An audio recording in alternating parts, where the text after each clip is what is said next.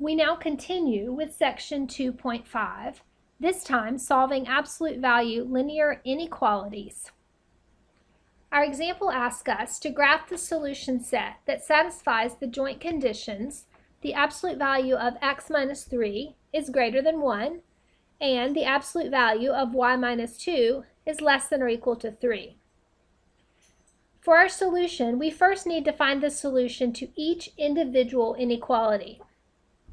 So let's begin with x minus 3 in absolute value signs is greater than 1.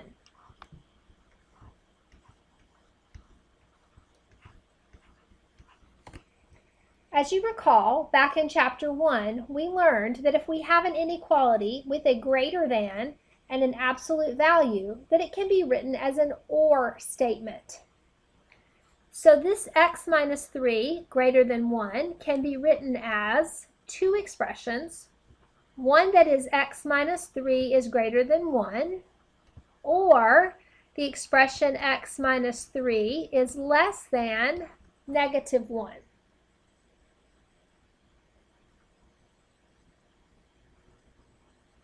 Now we will solve each of these inequalities. So for the first one, we need to add 3 to both sides. And it becomes x is greater than 1, or I'm sorry, x is greater than 4. For the second one, we're going to also add 3 to both sides. And it will become x is less than 2. So for this first absolute value inequality, our solution set is x is greater than 4 or x is less than 2. Let's do the same thing for the second one.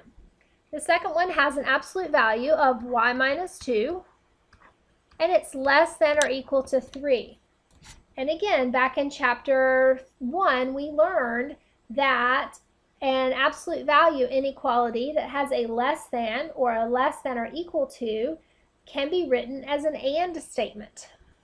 And so we'll write one inequality that is x minus 2 less than or equal to 3, just like the original. And our second inequality, x or y minus 2 greater than or equal to negative 3. And we'll solve both of those inequalities. So in both cases, we're going to need to add 2 to both sides.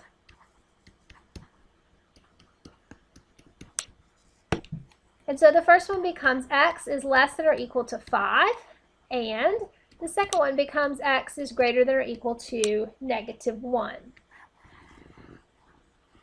And so the solution to our second inequality is y is less than or equal to 5, and y is greater than or equal to negative 1. Our next step is to graph each of these solutions. So we're going to use two separate graphs. We're going to do one graph for this problem and one graph for this problem. So here is the solution that we came up with for the first one. X is less than 2 or x is greater than 4. Remember that in order to draw these, you're going to need to recognize that both of those are vertical lines. And since neither of them have an equal to underneath, then they will both be graphed with a dashed line instead of a solid line. So the line x is equal to 2 will be 1, 2 will be right here, and we'll do a dashed line.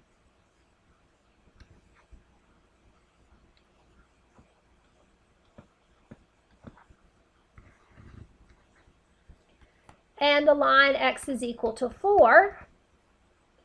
Again, a dashed line at 4. 1, 2, 3, 4. And here's the second one.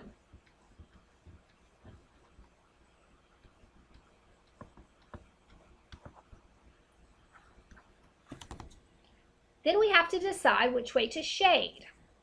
And even though this is done already in the picture, we're going to talk through it just so that you are clear on how to do it when you're homework. So remember that you're going to pick a test point on one side of the line or the other. So let's first look at the x is equal to 2 line. Let's choose a test point. 0, 0 is often the easy test point to use. Okay, so if I take my equation, which is x is less than 2, and I use as my test point 0, 0, I would plug a 0 in for the x, and I come up with 0 is less than 2. Since that is true, then that tells me that 0, 0 is part of the solution, as is every other point on that side. And so we can come in and say, okay, we need to shade everything to the left of that dotted line. And that's the solution set to x is less than 2. We'll do the same thing for the other one, and we can use the same test point if we want, the 0, 0 test point. So if I take x is greater than 4 and I plug in my 0, 0, so just 0 in for the x, I get 0 is greater than 4, which I know is false. And so what that means is that 0, 0 is not part of the solution set. So I should shade on the other side of that line, not to include the 0, 0. All right, so we have the solution set for the first inequality. So for the next one, we're going to do the same thing. We're recognizing that these are horizontal lines because they only have the y. So we're looking at y is equal to -1 and y is equal to 5. They will both be solid lines because they have the less than or greater than or equal to. So we'll have a solid line at -1. Back up, solid line at -1, which is going to fit right here.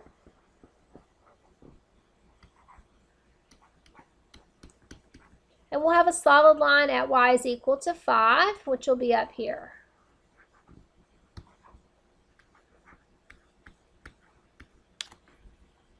And again, we need to choose a test point to see which side of the line we're going to shade.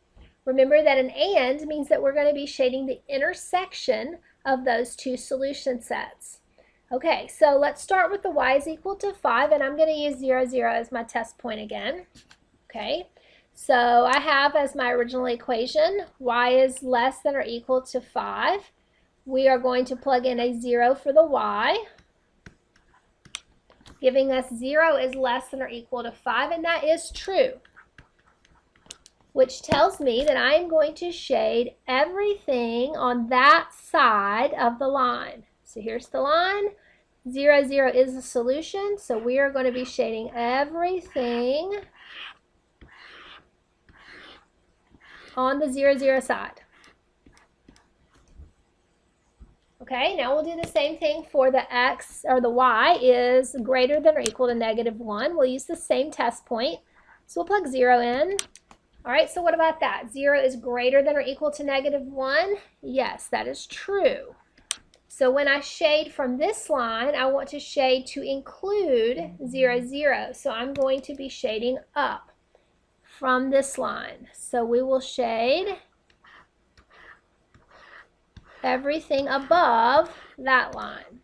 Now remember that the and, again, is the intersection, and so the final solution will be the part in the middle that has both the red and the blue shadings, or kind of the purple part on my screen. Okay, so now that we have dealt with both of these inequalities separately, we now want to intersect these two solution sets and obtain our final answer. So once we have kind of convinced ourselves, and I'm going to get rid of some of this so we can look at it just a little bit in a little more detail. Once we have looked at this and said, okay, this is the solution for this one,